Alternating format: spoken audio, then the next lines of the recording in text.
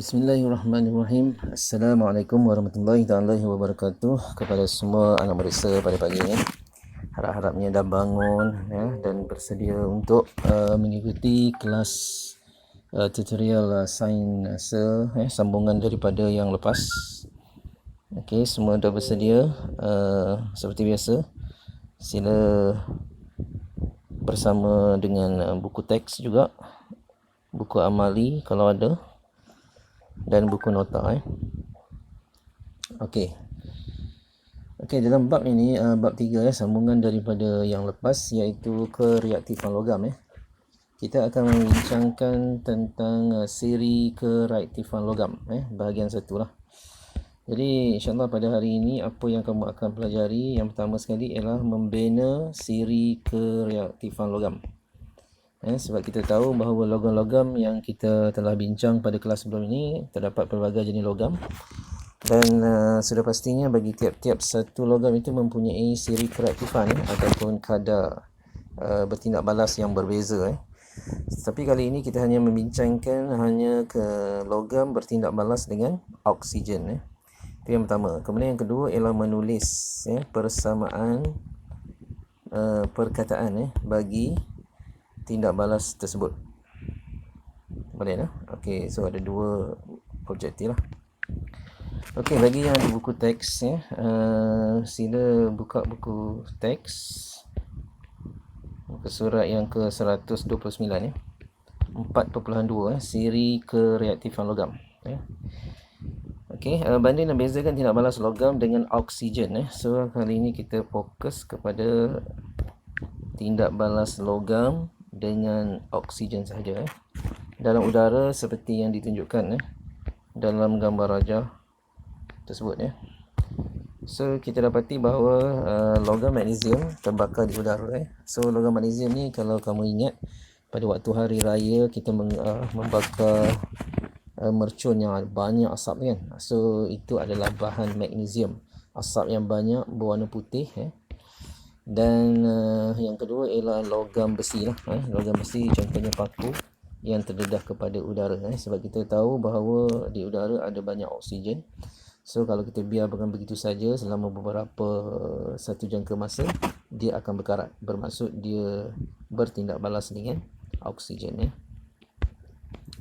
Okey, so dalam tindak balas yang cergas antara logam yang lebih reaktif seperti magnesium dengan oksigen ialah yang terang diperhatikan seperti yang ditunjukkan dalam gambar rajah.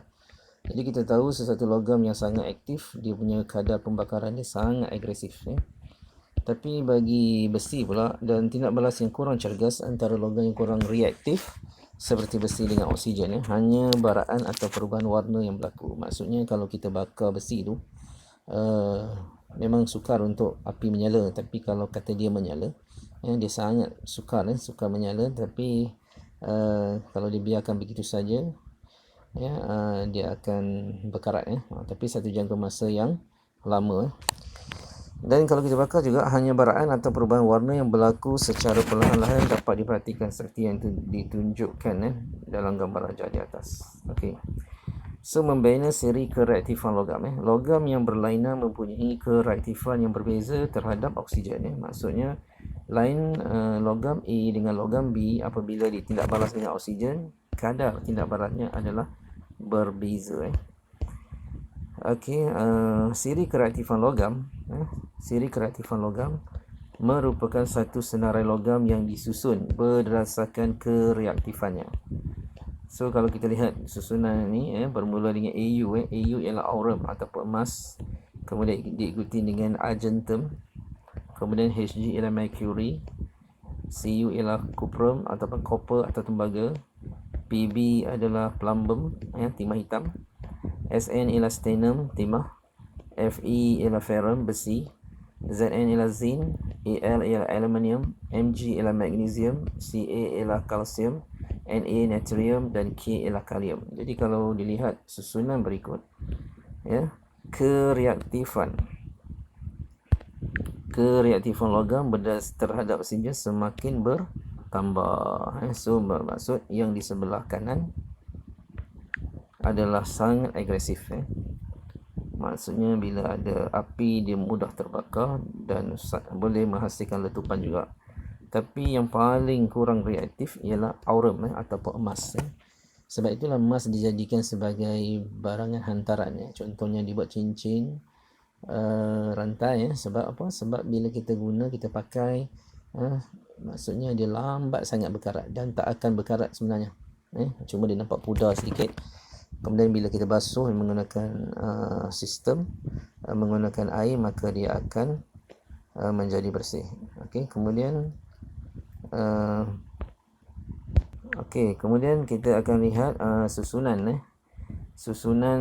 kreatifan logam tersebut. Kalau boleh dihafal lah, yang bermula daripada kiri ke kanan. Okey, yang seterusnya kita akan lihat. Okey, seterusnya sila buka buku amali sekiranya ada, ya. So di sini ya kita akan buat tindak balas sama seperti dalam buku teks tadi, iaitu tindak balas logam dengan oksigen. Jadi tujuannya mengkaji tindak balas logam dengan oksigen. So bahan yang digunakan ialah hablokalium magnat 7, serbuk magnesium, serbuk aluminium, zinc, ferrum dan plumbum. So kita menggunakan 1, 2, 3, 4, 5 logam. So susunan radasnya adalah seperti begini. So bolehnya anda cuba hafal lah gaya susunan tersebut. Okey, yang pertama sekali di bahagian dalam ni, kita letakkan hablokalium magnat 7. Kenapa? Nanti kita akan lihat. Kemudian kita akan letakkan wool, kaca.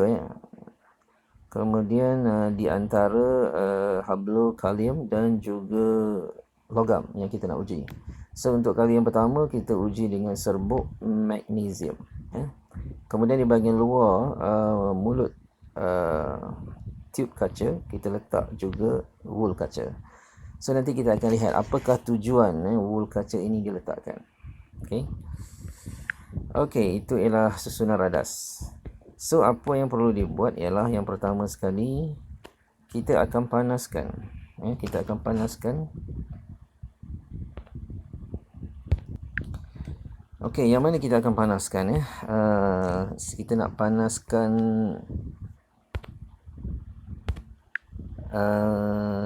kalium magnat terlebih dahulu ke ataupun kita nak panaskan logam terlebih dahulu? So jawapannya kita perlu panaskan logam terlebih dahulu. Okey, serbuk magnesium kita panaskan bila nampak reaction pembakaran, kemudian baru kita panaskan kalium magnat. Apa tujuannya? Kita akan lihat. Okey, yang pertama ni panaskan serbuk magnesium yang kuat. Okey, itu langkah yang kedua. Kemudian yang ketiga, kemudian panaskan yang kuat hablokalium magnat 7. Dan buat pemerhatian. Dan kita akan ulang langkah ini dengan serbuk-serbuk yang berikutnya. Selepas magnesium, kita ikuti dengan serbuk aluminium, zinc, ferrum dan serbuk plumbum.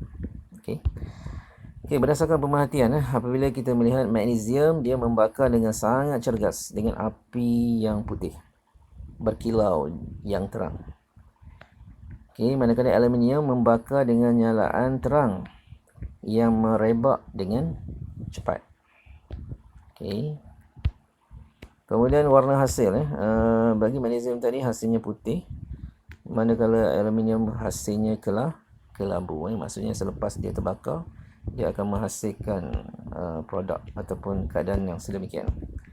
Kemudian bagaimana dengan logam yang lain? Logam zinc bagaimana? Logam zinc kalau kita lihat, ia membakar dengan nyalaan terang, masih terbakar, yang merebak dengan perlahan. Okey, tapi kali ini dia merebak dengan perlahan. Cuba kita imbas kembali. Zinc kita buat apa? Kalau orang dulu sekarang pun masih lagi menggunakan atap zinc kan. Jadi kalau kita lihat, andai kata berlaku kebakaran, zinc tu dia lambat sikit lah. Sebab apa? Dia merebak dengan perlahan kerana kedudukan kreatifannya adalah bukan kategori yang cepat. So bagaimana hasilnya? Hasilnya kita akan dapati kuning apabila panas, kemudian apabila sejuk dia menjadi putih.